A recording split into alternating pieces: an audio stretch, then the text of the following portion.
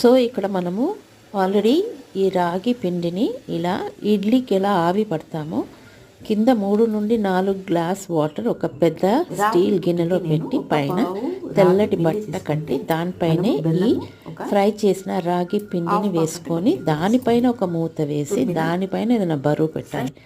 ఇక్కడ నేను బెల్లం, ఏలకల పౌడర్ మరియు కొబ్బరి అన్ని రెడీ చేసి పెట్టుకున్నాను. ఇది ఆవి చేసిన ఈ రాగి పిండిని చల్లారాక మనము ఇలా బెల్లము వేసి పచ్చి కొబ్బరి వేసి ఏలక్కాయలు వేసి బాగా కలిపి వేడిగా నెయ్యి వేసుకొని తినాలి. దీన్నే రాగి పుట్టు అని అంటారు. లేకపోతే మనము ఇలా ఉండలుగా చుట్టి ఆవిరి పట్టిన రాగి లడ్లను స్నాక్ బాక్స్లో పిల్లలు కూడా పెట్టచ్చు.